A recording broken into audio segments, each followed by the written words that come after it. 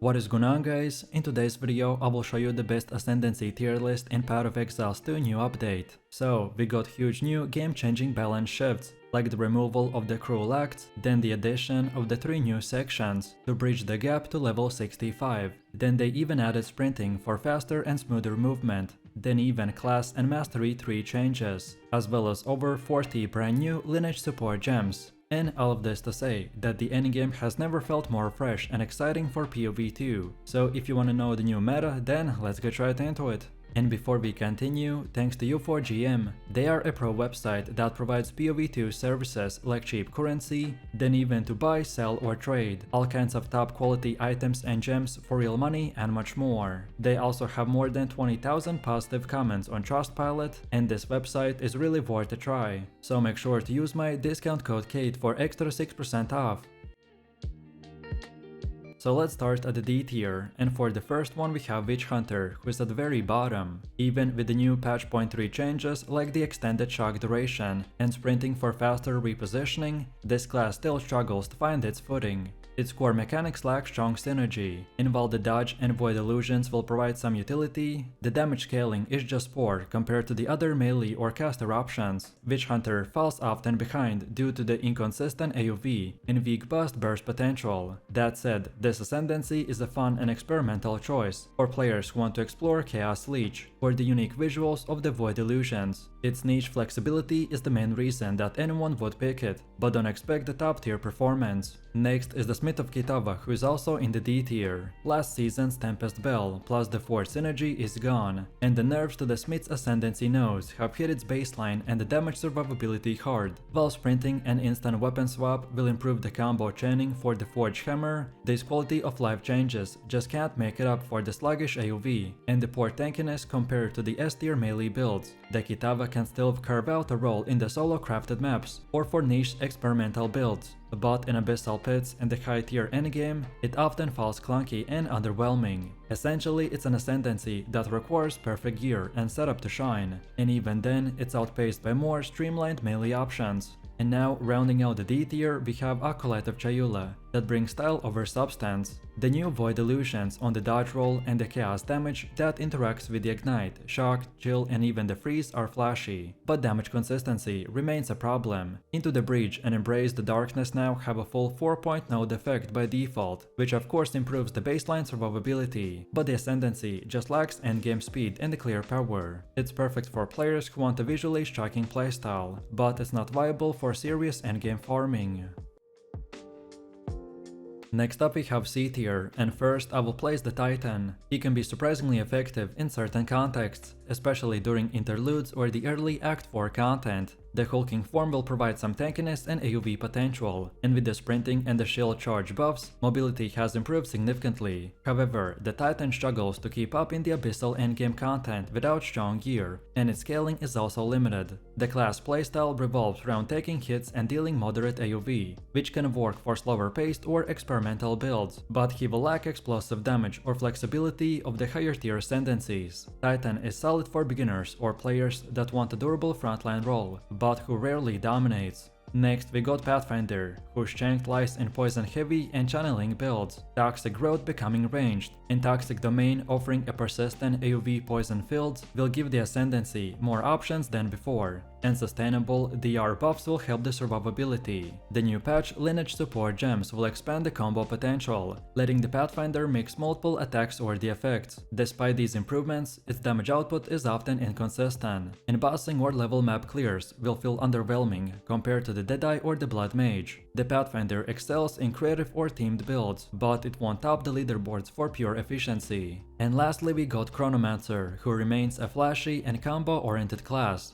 Multi-element infusions will let you chain fire, cold and lightning attacks or powerful effects, and the extended shock duration will enhance the synergy. However, the Chronomancer is heavily crit dependent and requires precise timing for optimal performance. Energy shield recovery nerfs also reduce uptime for the prolonged fights. Overall, this Ascendancy is excellent for players who enjoy intrinsic rotations, but situational limitations will keep it firmly in the C tier. It's more about the style and the combo potential than the consistent raw damage.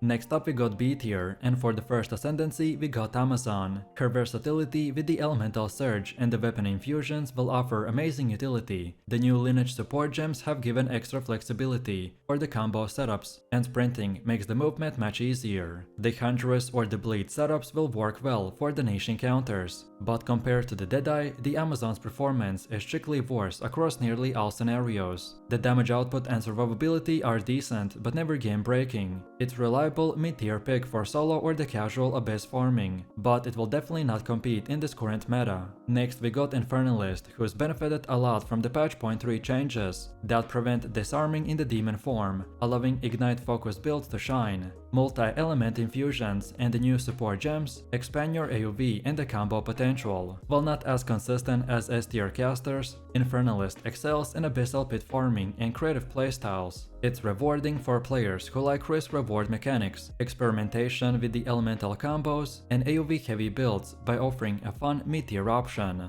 The next up we got Invoker, who's steady but lacks endgame explosiveness. The overflow nerf slightly will reduce burst potential, though the meditate will keep ES recovery manageable. The new synergy and sudden improvements against armor broken enemies will remain strong. Invoker handles mid-tier content reliably, but struggles in abyssal endgame or the boss heavy maps, where sustained DPS and mobility are crucial. It's best for players who enjoy a hybrid melee caster, without requiring a fully maxed out setup. Next we got Warbringer, who has enjoyed some quality of life and balance buffs. The totem changes and the block upgrades improve the defensive consistency, so Corrupting Cry will add AoV pressure, and sprinting plus the shield charge combos will enhance mobility and the damage. Endurance charge generation is still situational, but this Ascendancy will offer a fun hybrid totem melee playstyle. It's a solid choice for early content, banners and the experimental setups, though his top tier DPS is lacking compared to the other S tier options. And finally, we've come to the Gemling Legionnaire, who benefits from the passive buffs, better minion scaling and the lineage supports. The summon allies will provide steady damage, and sprinting improves farming efficiency in dense map packs. Bossing is also slightly weaker than the other summon focused classes, but it remains a fun and consistent choice for those who enjoy a minion heavy gameplay. He's strong in group content or when paired with other Ascendancies, but falls short in raw solo damage.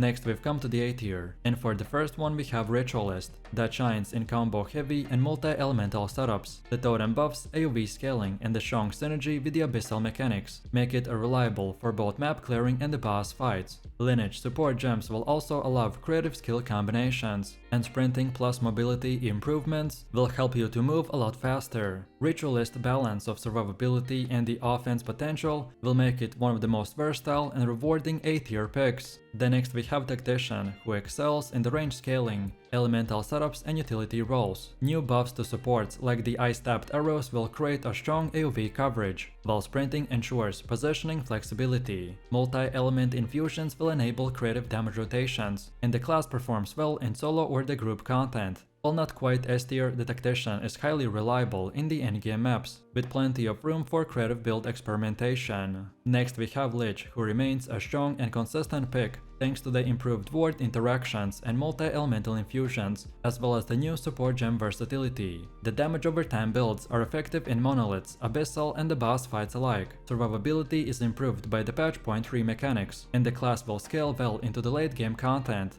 Lich will offer a mix of thematical playstyle and a solid performance, making it a top tier choice.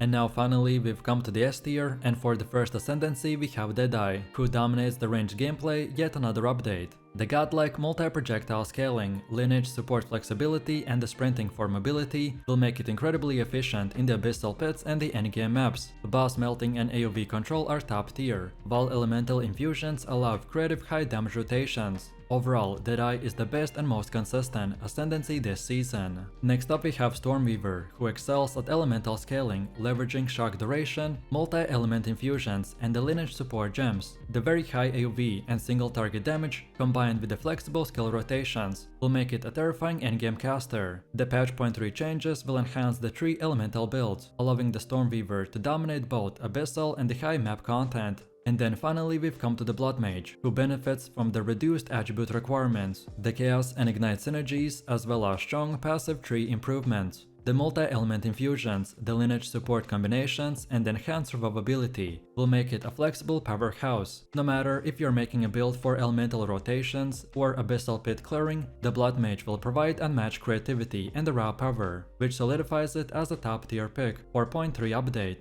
So, let me know what you think about this POV2 tier list in the comments below. If you enjoyed this, then you definitely don't want to miss my previous top 3 best builds video, where I showed even more powerful builds. So click the screen now and I'll see you in the next one.